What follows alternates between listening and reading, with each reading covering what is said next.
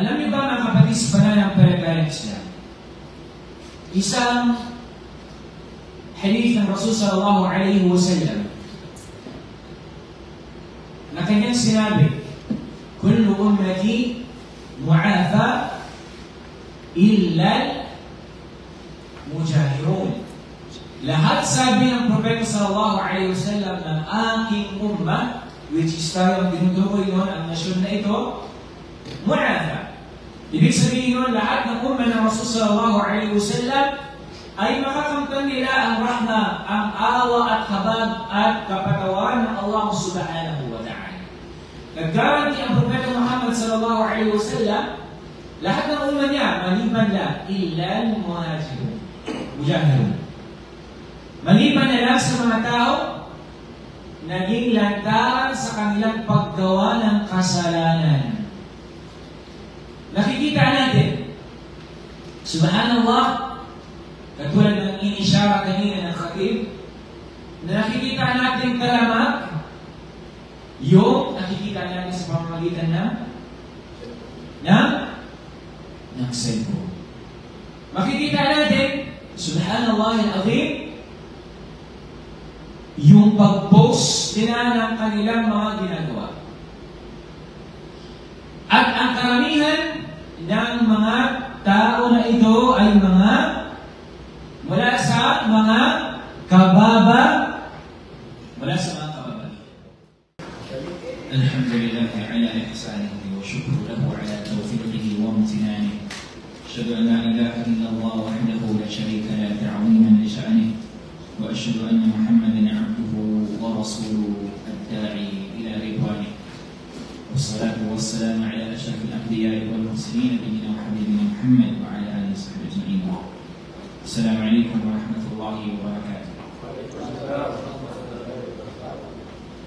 اللهم علمنا ما ينفعنا وانفعنا بما علمتنا وزدنا علما. الحمد لله على اسماء الإسلام.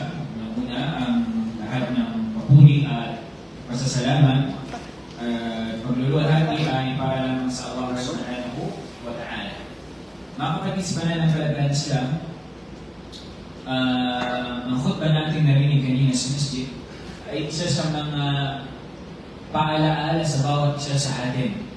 Dahil tunay na karamihan sa mga kamusliman ay namubulog sa bagay na ito na hindi niya napapansin sa kanyang sarili. Itong bagay nito, mga kapatid sa pananampalatayang Islam, ay kabilang sa mga kabair, dhunub, kabilang sa mga malalaking kasalanan sa Allah subhanahu wa ta'ala kung hindi niya ito pinagbalituagan sa Allah, kung hindi niya hiningi ng kapatawaran sa Allah subhanahu wa ta'ala. Ito ay ang al-mujaharatu bil-ma'siyah. Ito ang lantarang paggawa ng mga ma'siyah, mga paglabag, pagsuway, kasalanan sa Allah subhanahu wa ta'ala. Katulad ng nakikita natin sa lipunan natin ngayon,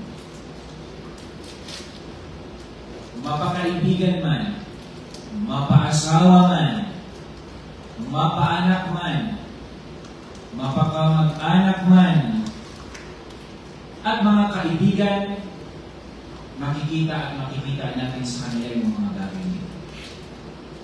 Na tila baga naging normal na lang sa kanila ang bagay nito.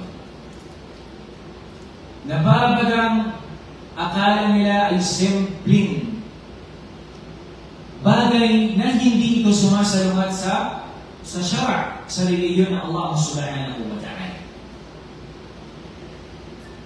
Na para bagang sila ay walang pakialam sa bagay na iyon.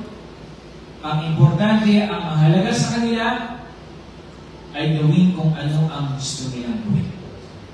Alam niyo ba mga kapatid sa pananampalatayang Islam, isang hadith ng Rasul sallallahu alaihi wasallam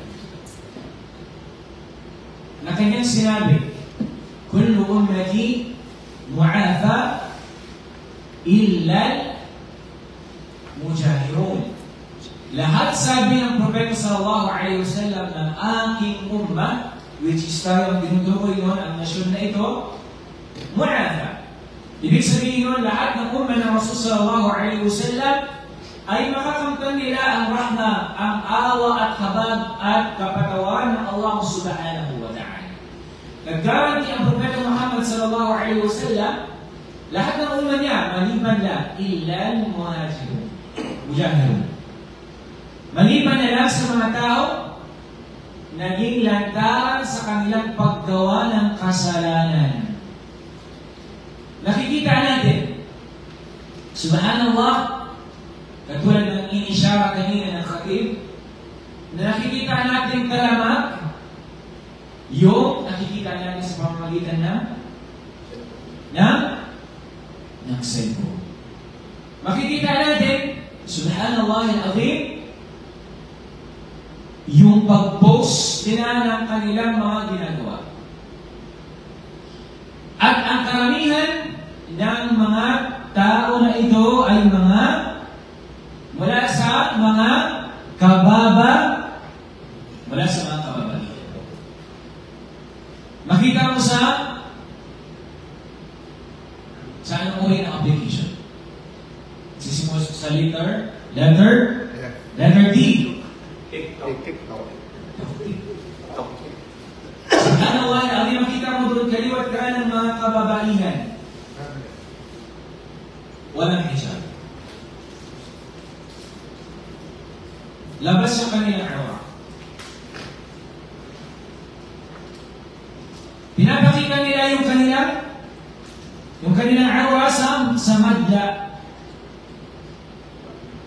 Subhanallah, kam min al-mutabi'in. Makikita mo doon yung mga followers na mga nanonood ng Bath al-Mubashir. Ano yung Bath al-Mubashir? Yung live.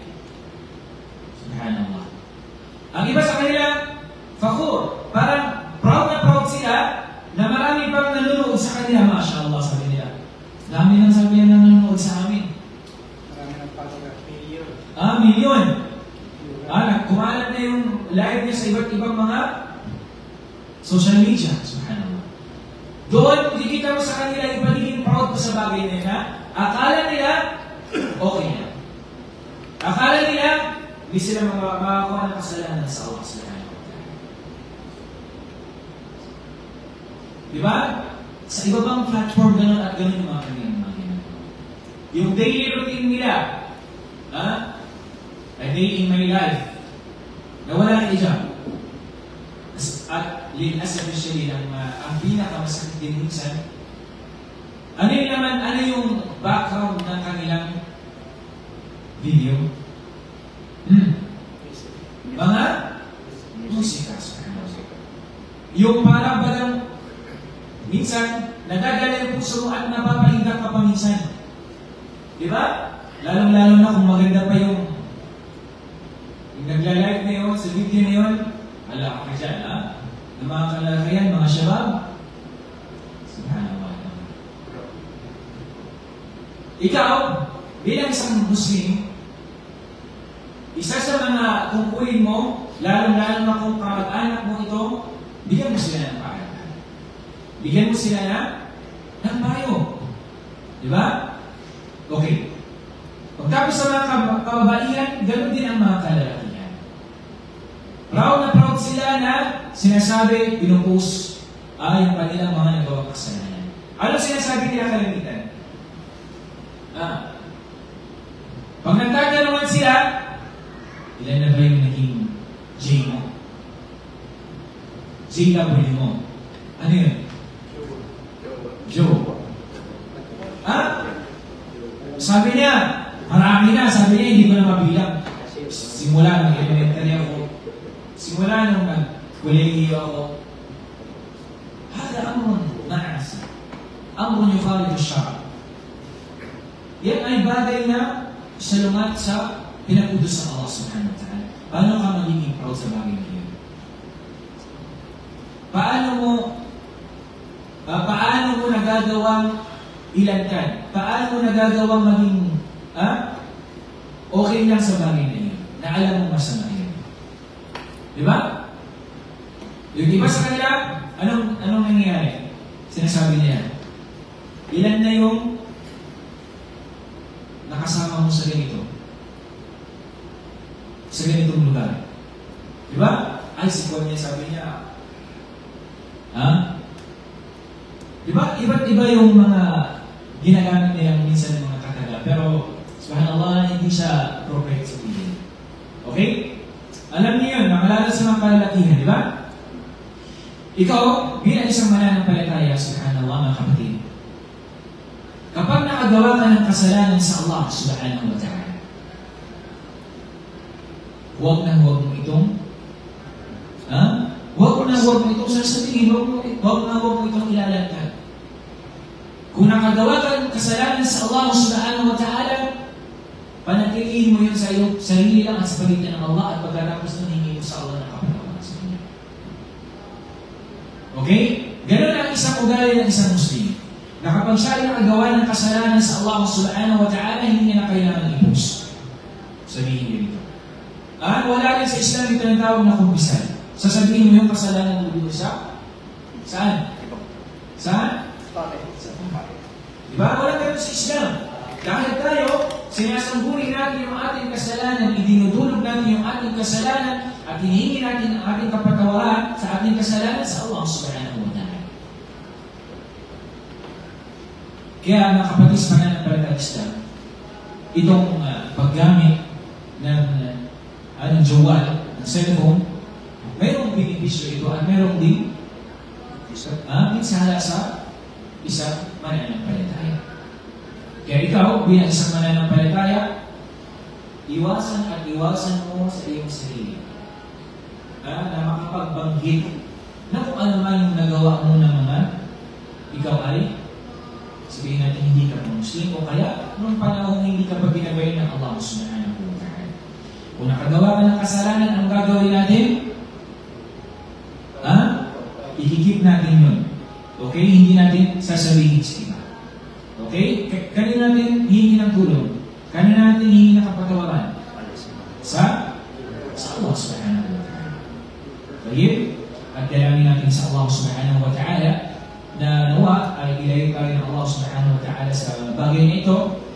Nawa insyaAllah ta'ala ay dalangin natin sa Allah, hihingi natin sa Allah, ipagduhan natin sa Allah na yung mga kapatid natin na sa bagay na ito ay gabayan sila ng Allah subhanahu wa ta'ala at patawarin sa kanila ng Allah subhanahu wa ta'ala bago pa dumating yung kanilang kamatayan. Dahil kapag sila ay nabutan ng kamatayan at ang kanilang mga in-upload na mga video na mayroong itong paglalantaran ng kanilang mga kasalanan, patuloy sila makakabuha ng kasalanan sa Allah subhanahu wa ta'ala kung hindi nila ito pinagtawbahan sa Allah subhanahu wa ta'ala. Wallahu a'lam, sallallahu ala nabiyyina Muhammad wa ala